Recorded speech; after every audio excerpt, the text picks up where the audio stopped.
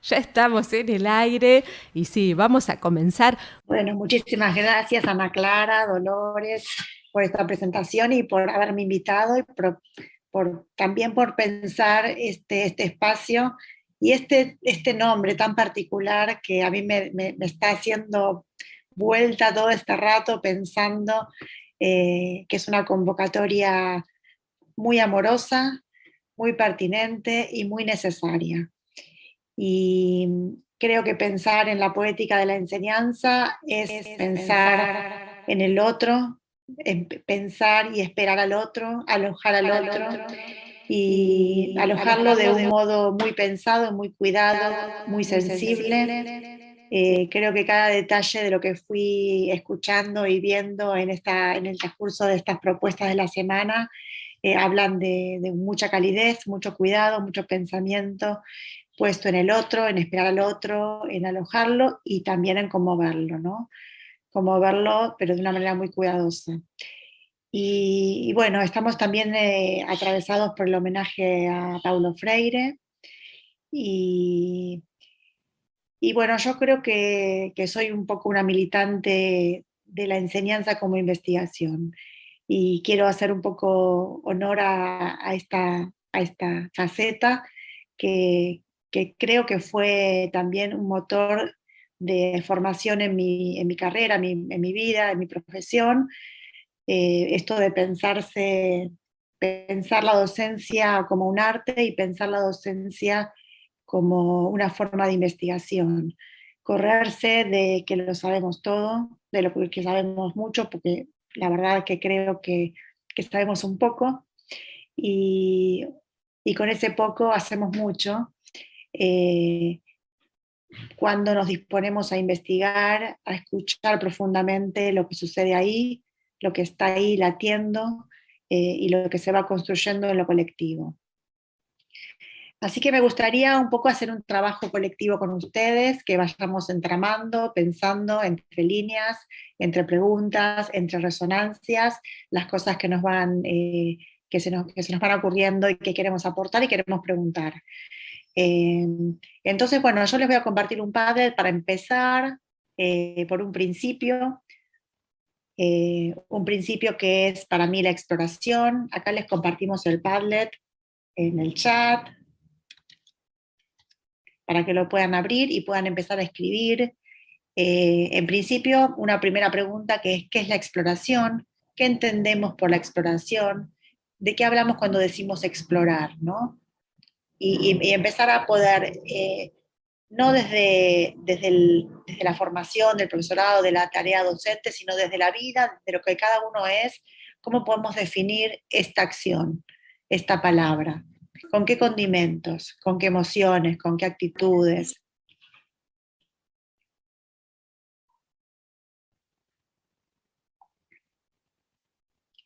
Hay algo bueno, esto como les decía, creo que cuando uno enseña, explora y se explora, y bueno, va deconstruyendo muchos sentidos, y bueno, vamos a jugar un poco a pensar a partir de la experiencia esta sensible que ustedes están transitando esta semana, que seguramente exploraron muchas facetas, muchas dimensiones. Bueno, ¿de qué hablaron cuando hablaron de exploración? ¿Qué sintieron? ¿Qué hicieron?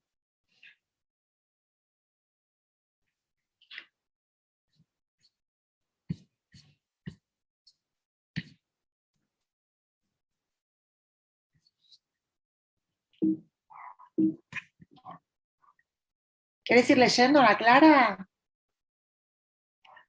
¿O, o Dolores? ¿Quieren ir leyendo? ¿Voy leyendo yo? Acá, a ver.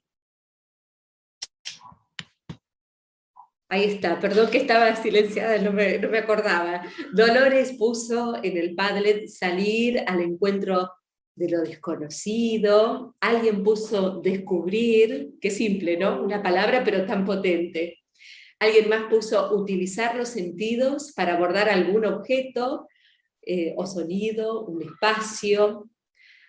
Alguien puso perderse para encontrarse y reencontrarse. Qué poético, qué hermoso. ¿Eh?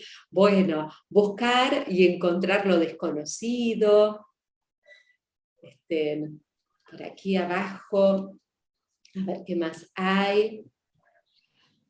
Buscar, asombro. Bueno, son palabras que van apareciendo allí.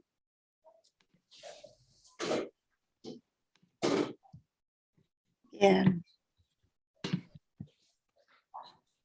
Vayan sumando. Bueno, acá hay una primera coincidencia con esto que yo planteaba, de, bueno, de perderse, de lo desconocido, del no saber, ¿no? De cómo se pone el juego, el no saber, y una actitud de búsqueda, de encontrar, de animarse, de asombrarse, de explorar y reexplorar, acá la repetición, ¿no? Como si no es algo que de una uno resuelve, uno descubre y ya. Como es una acción que se demora en el tiempo, que transcurre en un tiempo y que se repite, que puede continuar, que puede ir a diferentes lugares, ¿no? Y que también habla de salir de una zona de confort, ¿no? Porque cuando uno se pierde, bueno, aparece la incomodidad. Y creo que, bueno, un poco para pensar que todo esto está en el aprendizaje, que tiene que estar en el aprendizaje y por tanto también tiene que estar en la enseñanza. Por eso yo creo que cuando uno enseña, investiga, explora y se explora, se investiga, se revisa permanentemente. Eh, bueno, un poco para pensar desde dónde partimos para pensar espacios, para pensar propuestas en el espacio, propuestas poéticas que tienen que ver con un encuentro, con un conocimiento, con una exploración sensible, ¿no? Hablaron de los sentidos, se aborda con los sentidos y no con todos. Y esto también para abordarnos tanto el aprendizaje como la enseñanza, y para pensarnos nosotros como desde una integralidad, ¿no? Creo que la escuela y el sistema educativo ha sido arrasado por el paradigma tradicional, racional, donde se piensa con la cabeza, se sobrevalora la palabra y lo visual ante el resto de los sentidos, ¿no? Entonces, bueno, cómo poder corrernos un poco para sentirnos un poco más enteros nosotros y por supuesto, sentir que los niños puedan ser niños y niñas de infancia, los jóvenes puedan atravesar procesos de enseñanza y procesos de aprendizaje desde una globalidad, desde una integralidad de todo su ser. Y también en el contacto con el contexto, con el espacio, con todo lo que nos rodea. Entonces, bueno, un poco esto para empezar a definir desde dónde pienso el aprendizaje y la enseñanza, ¿no? Como un camino de dar formas, de buscar, de una búsqueda permanente. Y bueno, y acá se juega también esto de los paradigmas, el paradigma tradicional que está todavía arraigado en la escuela y sobre todo en la formación, ¿no? En la formación docente.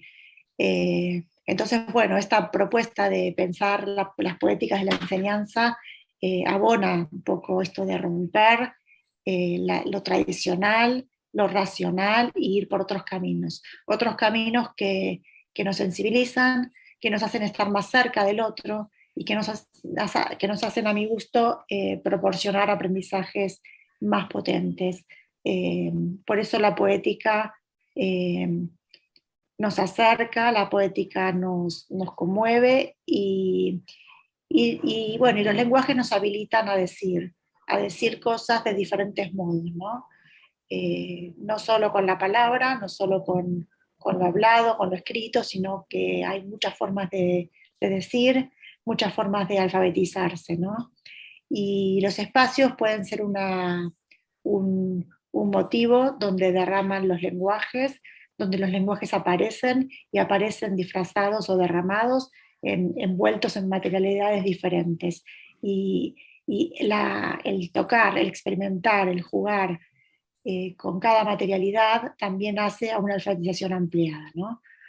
Un poco correrse de las letras y los números, o no solo letras y números, para poder pensar la alfabetización en dimensiones más completas y más complejas. Bueno, los invito también a generar preguntas, ¿no? ¿Cuáles son las preguntas que ustedes tienen, preguntas que me quieren hacer, preguntas que quieren que nos hagamos, preguntas que quieren abordar? Vamos a cambiarle el color porque negro es muy negro. Bien.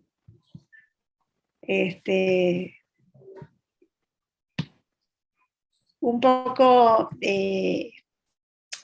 mi camino empezó con la atención y en la formación, el debate desde el cuerpo y la educación, el cuerpo y la educación, una educación racional, pensada desde la cabeza, ¿no? Desde los bancos de la escuela, y esto estuvo muy en tensión hasta que yo descubrí, bueno, fui descubriendo diferentes espacios, desde el Instituto Ocasional de Arte, que trabaja desde la metodología de educación por el arte. Entonces apareció la ronda, apareció otro formato, otra mirada del espacio, otra mirada de los lenguajes y una mirada integral de los proyectos de trabajo, ¿no? Proyectos que se corren de una planificación, de una secuencia didáctica, de una unidad didáctica, para pensarse en la complejidad de los proyectos, de los pensamientos, de los lenguajes. Y, y de la mano bueno, del equipo, ¿no? Uno pensar la construcción de los espacios y la construcción de los proyectos de trabajo desde una mirada colectiva, ¿no? Uno no piensa solo, uno no crea solo en el vacío, uno crea y crea con otros. Siempre, siempre es con otros. Lo que yo cuento es producto de un trabajo colectivo de varios equipos con los cuales uno se va modelando, uno va nutriéndose y va armando caminos de formación y caminos de transformación. ¿Por qué no? Creo que sí, de transformación. Ahí Andrea levanta la mano, me parece. Andrea, ¿querés hacer una pregunta? Estoy un poco sin voz. Te Pero escuchamos. recuerdo que una de las capacitaciones que estuve con Laura, yo le contaba muy contenta que había dejado que mis alumnos exploraran con sus manos sin estar sentados arriba de la mesa. Y lo había firmado. Y yo estaba súper fascinada porque habían los chicos pintado, mezclado colores, sentían, se tocaban, se ensuciaban, todo. Y cuando se lo muestro a mi hijo, que en ese momento tenía 14 años, me dice, qué libre, no los dejaste mover de la mesa. Y digo, ¿cuántas cosas le pasan a los chicos que nosotros les ponemos los límites, ¿no? Para mí era la verdad, yo le había dicho que cada uno conservara su mesa. Desde la mirada de un adolescente me decía, ¿dónde está la libertad de que el chico? ¿Por qué no podía jugar con otro o pasar el color a otra mesa? Entonces, como uno, es verdad, empieza a construir otro aprendizaje. Yo me mató mi hijo porque me sentí horrible, dije, ay, qué mala, qué castradora, qué tal. Pero digo, esta poética de si yo hubiera liberado, cuando lo volví a hacer, y yo dije, uy, va a ser un lío, va a ser un chastre, había como ir hacia el otro y cambiar esos colores, y aparecían otros colores, pero he usado colores primarios y plenos, y empezaron, ellos mismos empezó a descubrir. Fue la tercera vez en donde empezaron a aparecer otros colores y dejaron del juego y empezaron a mirar el color, pero recién a la tercera vez. Hasta ese momento fue la necesidad de tocar, de manchar la mesa, de mancharse ellos. Por supuesto, uno necesita un contexto que sostenga, ¿no? Que es lo que siempre le pedimos a Laura, decirle a las directoras, por favor, que nos permitan estas cosas. Pero digo, la mirada de otros a veces hace crecer a uno. En este caso era la de un adolescente que era mi hijo, ¿no? La madre se sentía totalmente libre y no, había sido una madre bastante hincha. Me parece que esto es importante, porque cuando uno los escucha a ellos, y sobre todo a los chiquitos, y apareció otro color, y hasta se saltó lo de la mesa y empiezan a aparecer cosas que sirven y uno dice, uy, mi idea era que dibujaran, pero aparecieron los colores. ¿Y cuántos colores aparecieron? Y aparecieron los números. Me parece que esto tiene que ver la educación por el arte. Por ahí yo a través del arte abordo otro contenido que no estaba en mi planificación y que es mucho atractivo, mucho más atractivo desde ese lugar. Sí, igual Nada más. acá Andrea trae una anécdota interesantísima, que recuerdo el espacio donde estábamos, donde sucedió esto, que, que también había, acá lo que me parece re interesante, Andrés, como vos traes un espacio de reflexión, ¿no? Un espacio de que vos pensaste, y vos realmente hiciste una práctica que tenía muchos condimentos de libertad, pero podían tener más. Como que una mirada extranjera, que fue tu hijo en aquel momento, pero podía haber sido también entre pares, por ahí tu hijo fue más crudo, porque ahí entre pares somos más suavecitos para decirnos las cosas. Pero estuvo re potente, también te permitió a vos escucharlo y traerlo y contarlo, y bueno, y también potenciar la posibilidad de seguir aprendiendo y revisándose, ¿no? Uno cree que es muy libre, que da mucha libertad, y bueno, de repente, por ahí no tanta, ¿no? Cuando uno se filma, se ve, o alguien lo mira o nos cuenta, por ahí nos podemos dar cuenta de todo lo que nos falta todavía recorrer. Pero lo importante es justamente ese proceso, ¿no? No de... Me acuerdo también otro ejemplo vinculado a esto, una directora que contaba que habían hecho un trabajo maravilloso, que todo, ¿no? Pero que faltaba faltaba témpera, que la maestra no previó que faltó témpera, y estaba enojada porque faltó témpera. Bueno, fue maravilloso todo lo que sucedió, la próxima va a poner más témpera. No, hasta estuvo todo bien, pero bueno, le faltó témpera. Bueno, nos pasa que nos faltan cosas o surgen cosas imprevistas que las tenemos que ir resolviendo o ajustando. De eso se trata la tarea, ¿no? Me parece que esa es una actitud que tenemos que tener y que ser, eh, amigarnos con esta escena de poder equivocarnos, poder no prever todo, poder jugar con esta escena, porque es un aprendizaje para nosotros como profesionales. No se trata de no equivocarnos, sino de ver lo que hacemos con eso que surge ahí. Ese es el gran desafío que también es lo más interesante que hay, porque es lo que nos permite aprender, lo que nos permite transformarnos. Y cuando uno encuentra, qué bueno es, y después lo modifica, bueno, ahí ya hay un empoderamiento también de uno desde el rol, y eso está buenísimo. Pero bueno, hay que correrse de los parámetros, de las planificaciones estáticas, de ciertos, las grillas, ¿no? Que no nos permiten corrernos, y porque siempre cuando abordamos contenidos que están vinculados con el arte, con la exploración, siempre sucede algo que no conocemos. No podemos pretender que todos los niños reaccionen de la misma manera y hagan las mismas producciones. Si pasara eso, estaríamos por un camino más disciplinatorio que creativo, que también lo hay, ¿no? Muchas veces vamos a escuelas y vemos que todo el mundo hace el mismo trabajo de la misma manera, con los mismos elementos. Y bueno, la creación donde quedó no sabemos. No hubo mucha creación ni de los chicos ni nuestra como docentes. Entonces, cuando nosotros pensamos si la clase y planificar una clase es una obra de arte, la producción tiene que ser diversa, múltiple y compleja. Y también la apuesta a que algo de lo que sucede ahí no sabemos lo que va a pasar, no sabemos hacia dónde van a ir. Y bueno, eso también es el asombro que jugar con el asombro de ellos y el asombro nuestro, ¿no? De que no lo sabemos todo, no conocemos el alcance de ellos y tampoco conocemos nuestro propio alcance. Y este es un, un, una posición bien apasionante, ¿no? Porque jugar ese juego de la incertidumbre, de la incomodidad, de la improvisación, de la creación, puede ser un poquito incómodo, pero también es maravilloso, porque uno llega siempre a algún lado nuevo, a algún lado más lejos, a un lado más interesante. Al respecto, Laura, Clara comenta en el chat, dice, eso sería respetar el emergente del grupo, es una pregunta, ¿no? Pero tal vez tenga que ver, ¿no? Con esto que estás comentando ahora.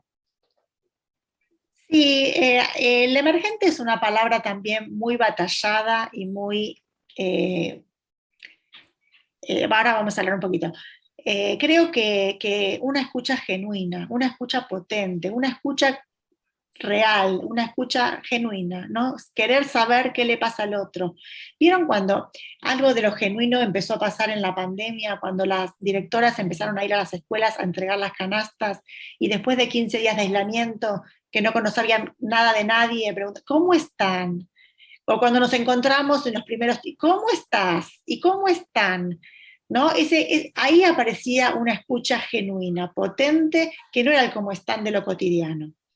Entonces, una escucha potente, genuina, que realmente quiera saber de lo que está pasando del otro lado, que le pasa al otro, que lo está esperando.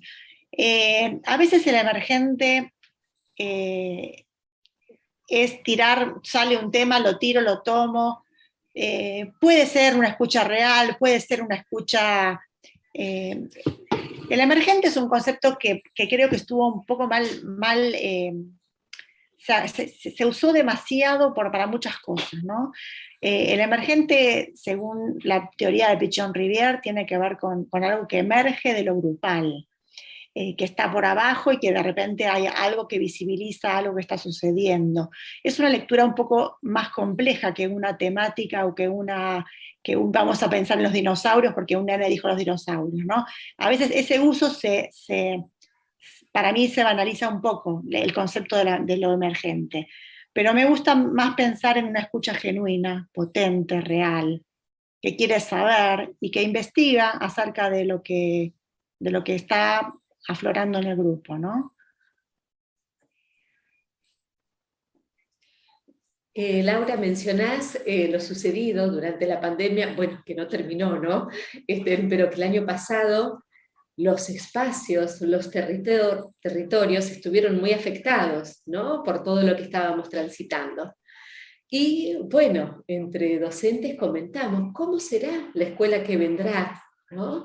Y te invito a que pensemos juntos a ver qué nos podés aportar desde tu mirada en relación a esto, ¿no? ¿Cómo reconfigurar lo espacial ahora que volvemos y que no sea de la misma manera? ¿Qué imaginás? Muchas cosas pasaron con el espacio. Primero, la ausencia del propio espacio, la negación del propio espacio y la creación de otros espacios virtuales. Después los espacios de encuentro, los pequeños espacios de encuentro que hubo en las entregas de alimentos, en las entregas de actividades. Y después, bueno, el regreso a la presencialidad, burbujas, grupos completos, por un lado. Por otro lado, creo que el haber perdido los espacios y el haber recuperado los espacios y los protocolos nos abrieron puertas para pensar otras facetas de los espacios que no estábamos viendo, que no estábamos percibiendo. Yo creo que también tenemos como un adormecimiento en la sensibilización y en la sensación de lo que es la habitabilidad de los espacios. Un ejemplo muy concreto es cuando uno está en una sala pequeña, reunido muchas horas, y de repente alguien sale, va al baño y entra y dice, ah, hay que ventilar acá, ¿no? Eso me imagino que todos vivimos una escena de estar encerrados en una habitación, una dirección, una coordinación, una sala pequeña, una escuela, una hora o dos, un grupo de 3, 4 personas, de repente alguien sale y de repente necesidad de ventilar. Esa naturalización nos ocurre siempre con los espacios, con los ambientes, por un lado. Por otro lado, no teníamos conciencia de lo que era la ventilación cruzada y de lo que era el oxígeno y el aire en el ambiente, ¿no? Bueno, ahora el protocolo vino a visibilizar cosas que también están escritas en los códigos de construcción, que no siempre son respetados, ¿no? Infraestructura y todos los espacios arquitectónicos escolares tienen que tener ventilación, luz adecuada, una determinada calidad lumínica y sonora, que no siempre se respeta, no siempre todas las instituciones lo tienen adecuadamente. Y creo que, bueno, empezamos a ver, estábamos trabajando la resignificación de los espacios, cómo pensar los espacios de la escuela, cómo pensar la escuela como una aula heterogénea, donde todos los espacios son motores y habilitantes del aprendizaje. Bueno, con esto de las instalaciones, los territorios, los dispositivos lúdicos dispuestos en toda la institución para que todos los niños y niñas puedan transitar, elegir, aprender, alfabetizarse, explorar diferentes materialidades y diferentes lenguajes. No estábamos pensando en las condiciones de comovilidad ambiental, en las condiciones lumínicas, en las condiciones sonoras, en las condiciones de oxígeno, de oxigenación de aire, ¿no es cierto? Creo que ahora aparecen otras variables que nos hacen alerta, y que bienvenido que nos hagan alerta, y bienvenido que infraestructura también haga las adecuaciones que son necesarias para que todas las aulas tengan la ventilación adecuada. Entonces hay como dos facetas, ¿no? Lo que hacemos pedagógicamente con las escuelas y cómo habitamos los espacios también desde estas condiciones ambientales, que hasta ahora no las hemos pensado mucho. Bueno, a mí la pandemia me habilitó el posgrado de arquitectura para la educación. Así que bueno, y también me estoy nutriendo de todas estas cosas que yo tampoco había pensado antes. Y la vuelta creo que también la presencialidad hace la pregunta de, bueno, volvemos, pero volvemos ¿para qué? ¿Y qué es lo importante ahora? ¿No? ¿Qué voy a hacer en la presencialidad que no hago en la virtualidad? ¿No? Pensar en la educación de adultos, bueno, yo no voy a hacer lo mismo que hago en el Zoom en la presencialidad. En la presencialidad quiero la experiencia de punta a punta y que toque todas las fibras, que conmueva, ¿no? Quiero algo que realmente no se pueda hacer por Zoom, que realmente estar ahí, tomarse un colectivo, desplazarse, viajar, movilizarse, bueno, que valga la pena, que realmente valga la pena, que nos atraviese todos los poros, que el encuentro con los otros y el encuentro con la propuesta sea una propuesta potente y realmente que conmueva, que en realidad todo el aprendizaje debería ser pensado así, ¿no? Hay un concepto que yo adhiero, que es la enseñanza poderosa, ¿no? Una enseñanza, una experiencia que conmueva, una experiencia que nos transforme, que nos haga salir de ese lugar diferentes, con algo diferente.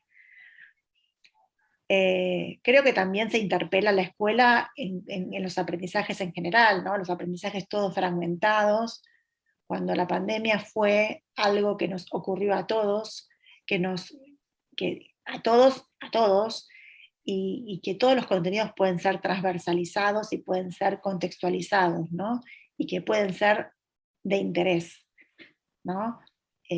También aparecieron, no, cómo los diseños curriculares o los contenidos se van adaptando a lo que nos sucede o siguen aislados como si nada pasara en el mundo, ¿no? Eso también se vio, lo vimos. Entonces, bueno, y también creo que pasó con los espacios que los protocolos y el miedo que también es real y es genuino y es válido, hizo en algunos casos una regresión muy, muy hacia atrás. Hay escuelas y hay docentes que garantizan espacios y dispositivos así lúdicos y abiertos, y otros que volvieron a los materiales fragmentados, los espacios todos aislados, las imágenes que se ven en el mundo de los cubículos que separan niños o que niños juegan encerrados en cubículos son realmente tremendas, ¿no? Tremendas. Así que me parece que cuando empezó la pandemia yo pensé, bueno, esto cambia ahora o no cambia nunca. Y también es la oportunidad, está todo en crisis, es la oportunidad que tenemos para hacer una nueva escuela. Y me fui encontrando con gente que piensa como yo, ustedes que patean para estos lados, y también me encontré con gente que regresa, ¿no? Creo que traído, traccionado por el miedo, a fragmentar, a dividir, a volver a muchos pasos atrás. Ay, Laura, totalmente. Yo soy una de las que dice, aprovechemos todo lo que detonó esta pandemia para detonar del todo algunas cosas que ya estaban viejas desde antes, ¿no? Sí observo como vos, que como entre el miedo y los protocolos, nos achicamos para el lado contrario al que queríamos ir. Te escuchaba recién decir esto de la enseñanza poderosa, y me animo a preguntarte así casi que tomando apuntes y queriendo sacar de tu sabiduría algunas líneas, ¿qué premisas o cómo, básicamente, cómo podemos pensar en una enseñanza poderosa? ¿Cuáles son los ingredientes de una enseñanza poderosa? Imagino que vas a hablar del cuerpo, pero bueno, en estas cosas tan para atrás que nos fuimos, tan de fragmentarnos, de cada uno en su cuadrado, de la soga que nos separa, ¿qué primeros pasos te parece que podríamos ir haciendo las escuelas hacia una enseñanza más poderosa? ¿Por dónde podemos empezar? Yo Me creo animo, que, perdón, y ¿cómo? ¿puedo decir una cosa más? Aprovechando este aire que me da la compu, a los que están por YouTube, que yo voy leyendo los comentarios, si alguno también quiere dejar una pregunta o un comentario, está bueno, yo después lo levanto de ahí. Perdón. Yo creo que lo primero fue lo que empezamos acá a debatir en el Padlet, ¿no? Que es la exploración. Una exploración que es corporal, que es con todos los sentidos, que es una búsqueda, que es un asombro, que es un repetir, ¿no? Todo esto me parece que es clave para pensar desde dónde.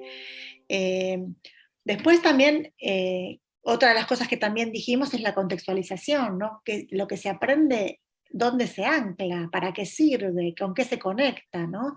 Que las cosas estén ancladas en la realidad, en el contexto, y que además no están separadas. Los contenidos no están separados unos de otros, ¿no? Cuando uno va al supermercado, se juegan un montón de contenidos, un montón de sensaciones, un montón de cosas que no quedan en la matemática, ¿no? Que la economía son conceptos mucho más amplios que no quedan aislados en números y letras.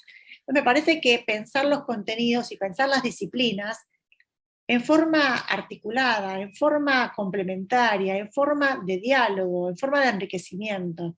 Creo que es un hackeo al currículum, es un hackeo a las disciplinas, es un hackeo a la mirada individualista, ¿no? A pensar juntos, y creo que ustedes están en ese camino cuando pensar en una enseñanza poética, es pensar en ese camino, es pensar que el arte nos salva. El arte nos ofrece modos de decir, de hacer, de revisar, nos enfrenta con los errores, nos ayuda a transitar la incertidumbre de modos mucho más, sin arraigarnos por el miedo a los pasos anteriores. Me parece que el arte nos mueve hacia esos lugares, que tienen que ver con pensar el aprendizaje como una experiencia, una experiencia que conmueve, una experiencia que te deja en otro lugar, una experiencia que te encuentra con otros, que te ayuda a pensar con otros, ¿no? También lo colectivo es algo que también tenemos que revisar hoy en la escuela, ¿no? ¿Cómo se construye lo colectivo? ¿Cómo se construye el encuentro? Aunque con barbijo, con cuerpo presente, ¿no? ¿Qué pasa con las miradas? Sí, André. Dentro de un par de semanas, si Laura puede, va a venir al jardín. A nosotros nos pasaba esto de que los padres no pueden entrar al jardín, nos dejan en la puerta. Nuestro jardín está rodeado de espacios verdes y de rejas. Y entonces lo que se me ocurrió y le propuse a Laura y le pregunté si era posible, es que a través de la transparencia, las familias de un lado de la reja y los chicos del otro pudieran interactuar dibujando en esa transparencia, completar cada uno con su familia ese dibujo de a dos. Y Laura me dice, sí, me gustó la idea, proponela. Entonces, claro, es una manera porque los padres ya no entran al jardín. Nosotros vemos eso, la reja pasó a ser, en vez de esa cosa que nos separa, es la unión, porque no hay acto, entonces la reja refleja el acto y a través de la reja nos saludamos y a través de la reja decimos cosas y decimos adivinanzas y todo. Y fue como una manera en la cual todas en el jardín nos pusimos de acuerdo de que la reja no nos separara, ya que no podíamos hacer entrar a los padres que hubiera una manera que lo que fluye adentro del jardín saliera, y lo que está adentro afuera, y es muy cómico porque nuestro jardín queda como más alto. Entonces, cuando nosotros saludamos a los padres quedan ahí bajitos, son los chiquititos, y los nenes son los grandes, porque están a otra altura. Y cómo eso se van directo a la reja con un pasto de por medio, y la reja interactúan, chau papá, chau mamá, saludos, saludos.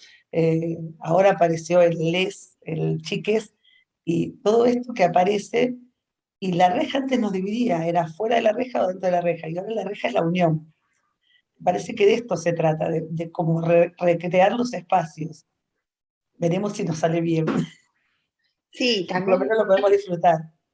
Sí, creo que, bueno, que ya están más liberados los protocolos también y que poco a poco van entrando los padres a las escuelas y que bueno, pero esta separación que hubo también, ¿no? Porque el año pasado todo virtual, las familias, había un ensamble con las familias, todo muy ensamblado y de repente la escuela, las padres no entran más las familias no entran más a la escuela y una separación que también se volvió mucho atrás, ¿no? Así que bueno, me parece que hay que sanear todo esto con diferentes dispositivos, diferentes propuestas que nos hagan encontrarnos con los demás, con las familias, que las familias vuelvan a ser parte de la comunidad educativa en el hacer, no solo en llevar, traer y firmar, sino que en el hacer puedan ser ellos también escuchados, y ellos también dejar una huella, dejar una marca y poder decir de diferentes modos. Aquí en el chat alguien comparte habilitar actitudes fundamentalmente. Aprendimos a atravesar la pantalla y hablar de presencialidad, aun cuando mediaba solo la tecnología para comunicarnos. Sí, totalmente, totalmente, creo que sí. Y volviendo a las actitudes, ¿no? También el interés de quien está de un lado de la pantalla, de saber quién está del otro lado, también eso se percibe y se siente. Cuando hay alguien que habla porque está contando una historia que a nadie le interesa y que no le importa qué sucede ahí, eso se nota, eso lo notan todos. Cuando los estudiantes apagan las cámaras, es lo mismo que pasa en la presencialidad cuando no les importa lo que dice el profesor o están pensando en otra cosa, ¿no? Entonces, bueno, me parece que también un buen docente se revisa y se pregunta por qué apagan las cámaras, ¿no? Más allá de la conectividad, más allá de otras variables. En un grupo que transité también el año pasado, una docente contó que ella en la facultad empezó a dar clases, empezó a preocuparse por quién estaba del otro lado y empezó a hacer clases totalmente diferentes a las que hacía, y tiene a todos prendidos con la cámara prendida, como nunca le había pasado, y tiene más presencia que en la presencialidad. Entonces, bueno, me parece que hay modos de querer. Yo me estoy quedando oscura, voy a prender la luz. Hay como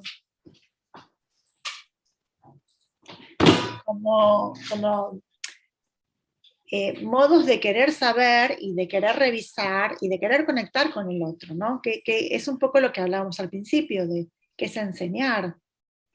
Y para enseñar primero hay que hacer un vínculo, hay que querer saber quién es el otro y qué es lo que el otro necesita, hacia dónde vamos. La exploración no es te tiro los contenidos de determinada cuestión y hacer lo que puedas con eso.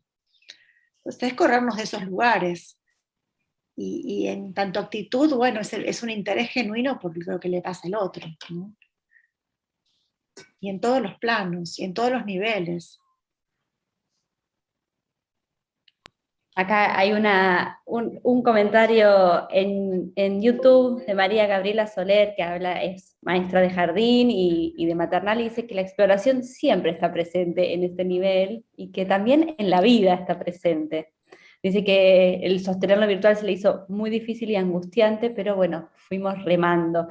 Esa metáfora del remo creo que nos atravesó a varias instituciones, y sentir que el 2020 fue un remo así contra una corriente o en una marea incierta, pero el 2021, no sé si María Gabriela Soler estará de acuerdo, fue directamente un samba más que un remo.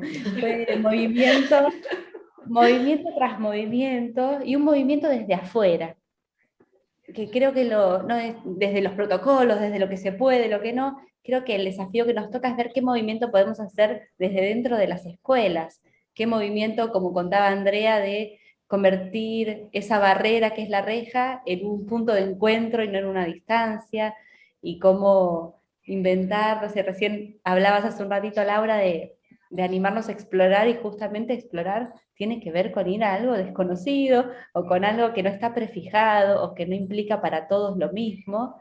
Bueno, hay una colega educadora que habla de cambiar la idea de expectativas de logro por esperanzas.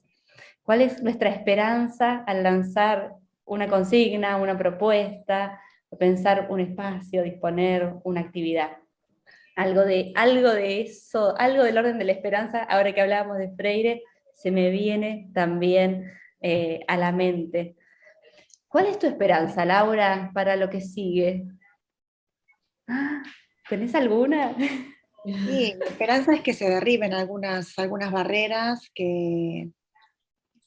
bueno, que podamos pensar en una escuela más abierta, una escuela más respetuosa, que aloje.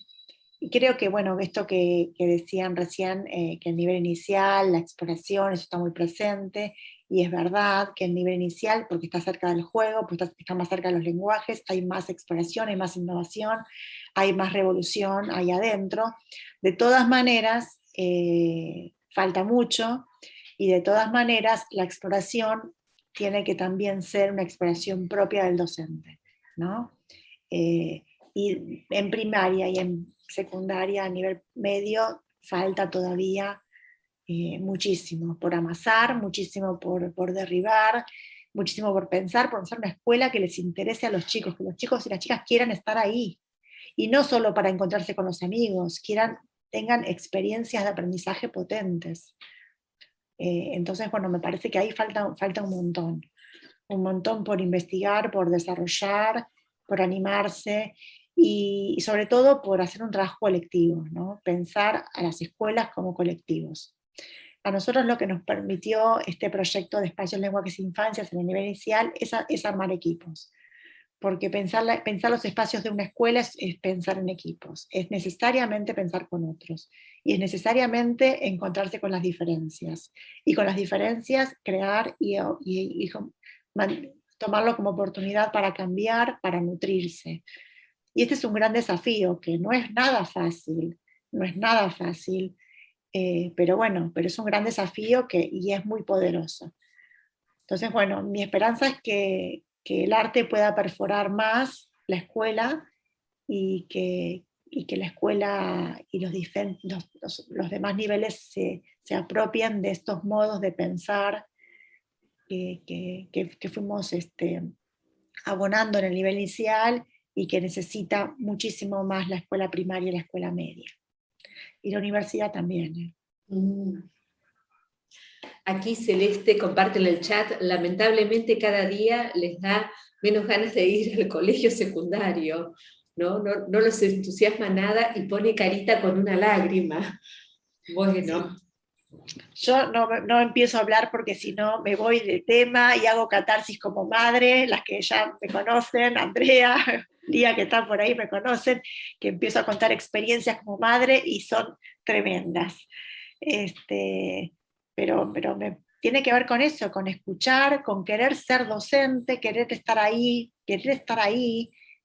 porque hay algo que se gesta con el vínculo, se gesta con el otro, porque el otro te importa, porque lo que haces importa.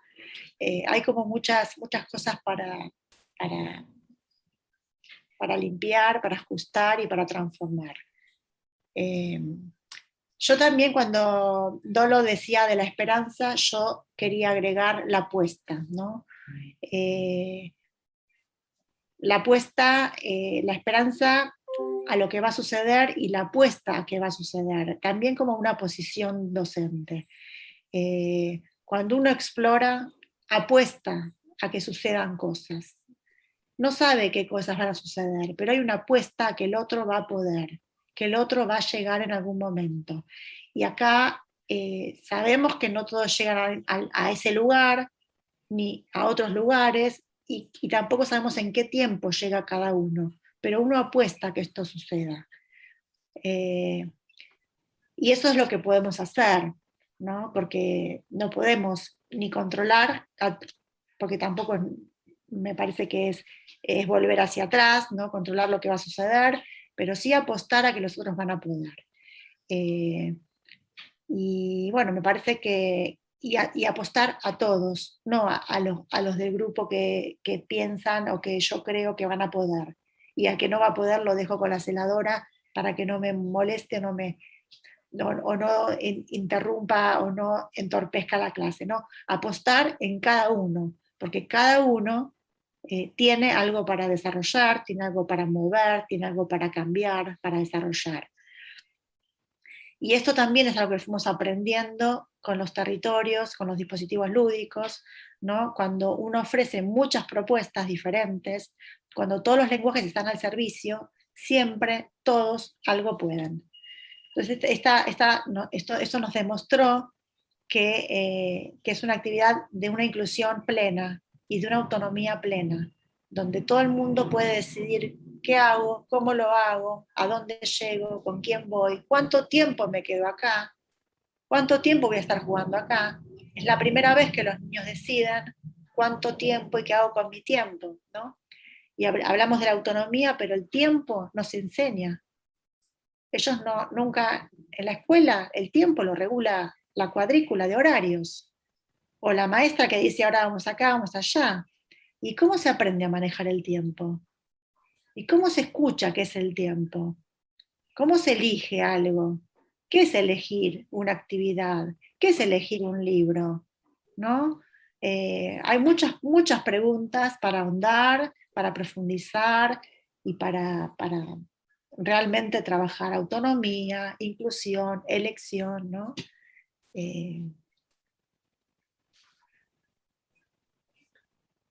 Bien, bien. Aquí aparece en el chat otro comentario que nos dice: primer día de clases secundarias, que el profe o la profe presenten su materia con un poco de arcilla. Bueno, una propuesta de Andrea que comparte aquí en el chat. Claro, ¿no? Recursos alternativos.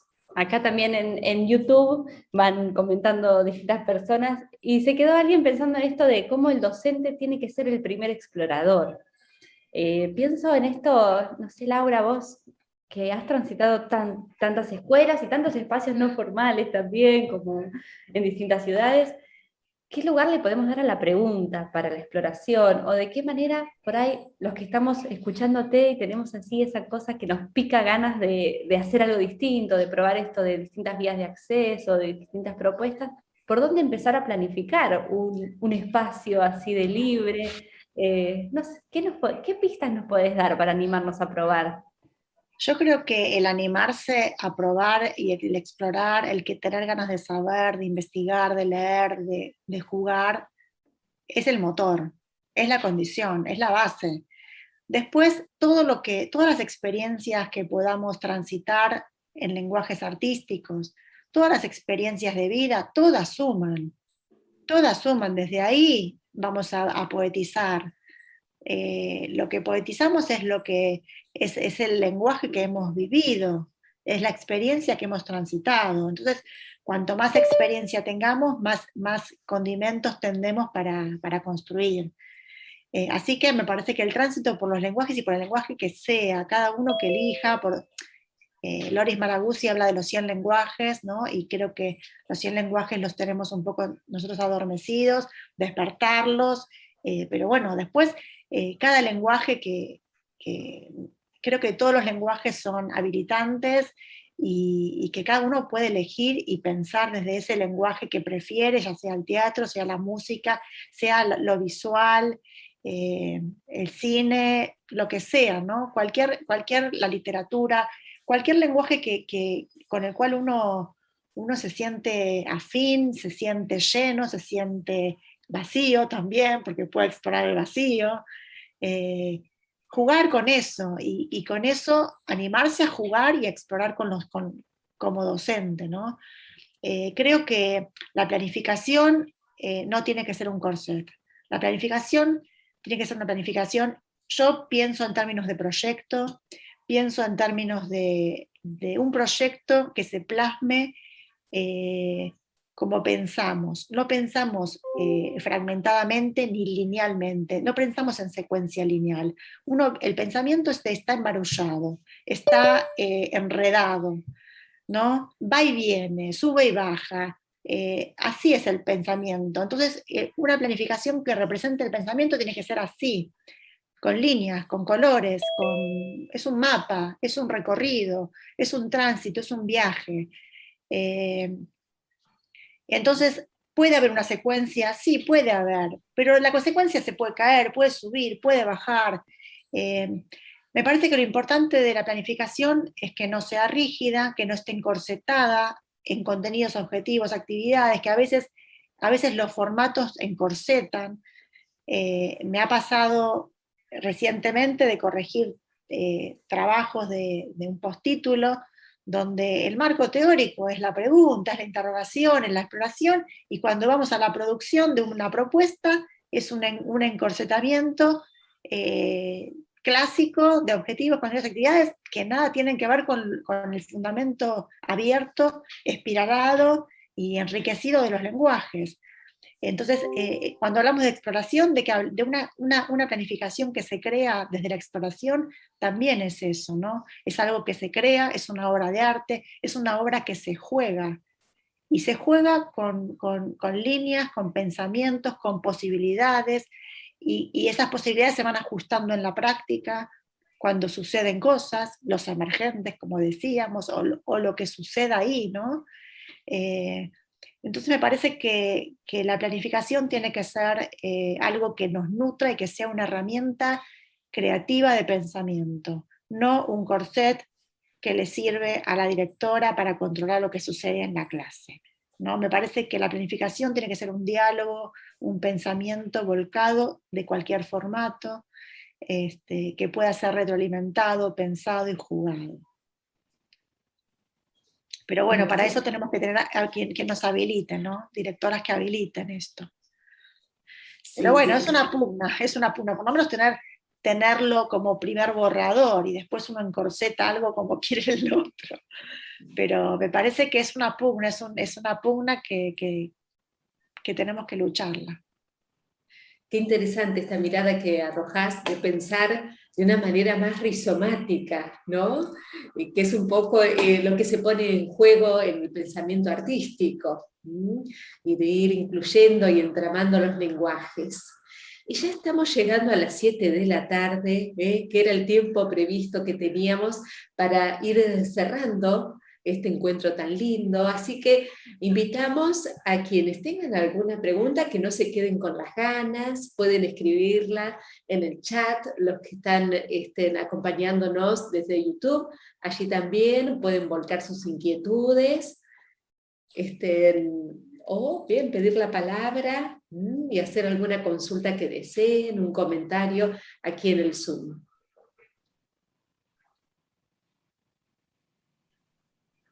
No sé si Luciana está levantando la mano o está tosiendo. No. Bueno. Yo desde un lugar medio ñoño tal vez, pero lo soy, o de curiosa también, ¿no? En pensar más allá de tu libro, Laura, que aprovechamos para recomendar lo que está re bueno y está lleno de ejemplos. Hoy me decía una colega de secundaria que se lo llevó directamente a los chicos de secundaria que tenían que planificar una intervención artística y se lo llevó para que lo chusmen y se inspiren en la cantidad de ejemplos y proyectos que están contenidos.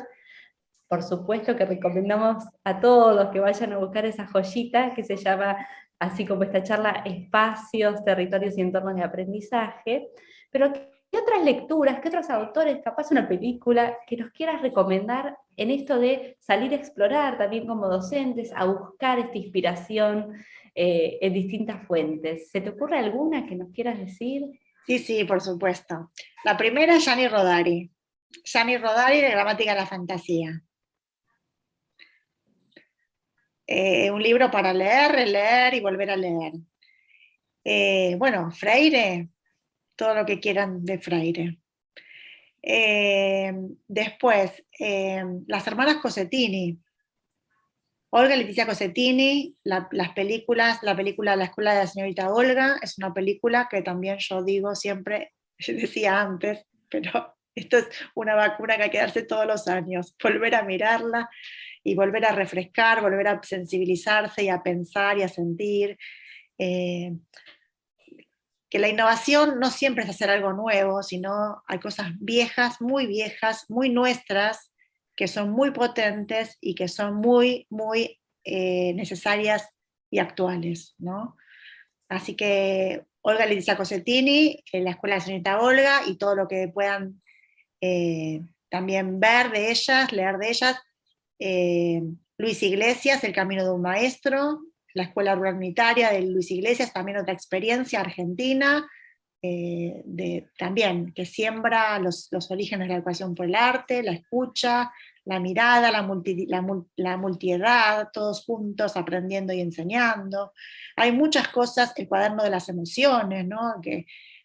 El cuaderno El viento de estrellas, que es un cuaderno donde cada uno percibe el mundo y escribe lo que percibe, cosas que tienen mucho tiempo de hechas y muy actuales y potentes hoy día, ¿no? La bitácora, pensar una bitácora, un cuaderno de viaje de cada grupo, de cada niño, niña. Jabarad Molina, hay materiales, acá comparte Andrea.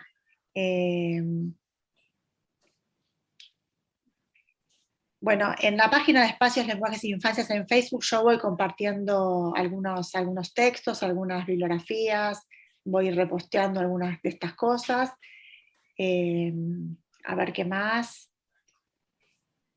Hay un documento de espacios que no sé si lo conocen, que está en la página de la ciudad, en la página de la Ciudad de Buenos Aires, el Ministerio de Educación, Proyecto Espacios, Lenguajes e Infancias, hay un documento que también un poco fue lo primero que se escribió de esto, que da un poco de marco a este proyecto.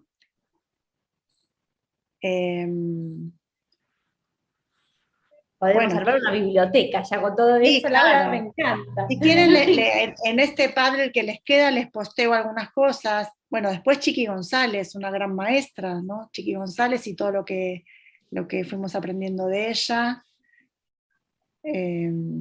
Si quieren ahora después en el Padlet les pongo algunas de estas cosas para que les quede. Ahí Andrea nos manda el tríptico. Andrea, qué ganas de viajar al tríptico de nuevo, qué lindo, está buenísimo. Está buenísimo, y esa es una experiencia, es toda una vivencia, ¿no? Cuando en el Padlet veíamos de fondo esa imagen, ¿no? Quienes tuvimos la oportunidad de ir a Rosario y visitar ese espacio, ya ver esa imagen es volver a viajar, es renovar el entusiasmo. Bueno, pero esa imagen... Si lo haces, yo lo hice con compañeras, como mamá y como abuela, y son todas experiencias diferentes. Es una belleza. Es genial. Esa foto que está acá en el Padlet, que es la foto del libro, de la tapa del libro, si bien está inspirado en Rosario, en Santa Fe, es un dispositivo que armó una escuela primaria en Ciudad de Buenos Aires, que también es una metáfora de una apuesta y de una esperanza. Bueno, qué linda palabra para ya ir cerrando este encuentro, terminar con la idea de esperanza, ¿no? Estas palabras, sin duda fueron semillas, semillas para seguir pensando la escuela que vendrá, nuestros propios desafíos, y mirarlos así, esperanzados, como algo nuevo que está por construirse. Aquí, en este encuentro, están participando de la charla muchos docentes en formación, ¿no? Y eso me parece tan valioso, que ya estén formándose con estas nuevas miradas, estas nuevas perspectivas, que que apuntan a entramar en la educación el arte, ¿no? Con todo esto que nos fuiste compartiendo, que nos fuiste enseñando hoy, Laura. Así que desde Poéticas de la Enseñanza, desde el Instituto Hidra, te damos, bueno, infinitas gracias por todo esto compartido en esta tarde y también en tus libros y en todo eso que generosamente nos vas a dejar también en el Padlet. No, gracias a ustedes por generar estos espacios y por construir estos espacios que nos encuentran para seguir pensando y armando lo colectivo y pensar una nueva escuela y pensar, ¿no? Apoyándonos, creando redes para seguir sosteniéndonos en esta tarea que es bien compleja. Y vos mencionabas a los profesorados y a los estudiantes y también decirles que que el aprendizaje y la formación nunca termina, que es un aprendizaje permanente, que vamos a aprender hasta el último día de nuestras vidas, ¿no? Que no es que nos recibimos y ya sabemos, en realidad no casi nada, empezamos a transitar y nos damos cuenta que no sabemos nada y que tenemos que aprender un montón y nos pasa eso cada día. Y eso es un desafío y una experiencia también maravillosa, porque me parece que la docencia es un tránsito que no solo transforma, sino que nos transformamos mientras hacemos. Y eso es una gran fortuna que tenemos los docentes. Así es, así es. Bueno, nos vamos despidiendo y con muchos de ustedes nos encontraremos este sábado en Villa Victoria, renovamos la invitación, a las 11 de la mañana nos encontramos allí, a los marplatenses y a los que no, bueno, vénganse a Mar del Plata, que hay buen pronóstico para este fin de semana, vamos a disfrutar de una experiencia artística allí, vivencial, muy linda, que bueno, esperamos que todos ustedes puedan compartir. Laura, infinitas gracias. Dolo, no sé si querés decir una palabra antes de despedirnos. Miles de palabras, pero la palabra que resuena es gracias, y me quedo rebotando con esa frase, ¿no? De cómo la docencia es transformar y transformarse. Qué poderosa esa idea. Gracias, Laura, de nuevo. Otra frase más que no quiero dejar. No lo podemos todo, pero siempre podemos algo. A pesar de todo y de todos los contextos, siempre algo podemos. Depende de cada uno, ¿no? De dónde nos paramos para poder ese poquito. Bueno, hermosas palabras, Laura, así que ahora sí nos despedimos. Un fuerte abrazo virtual a todas y a todos. Gracias, gracias Laura, infinitas gracias. Gracias a ustedes.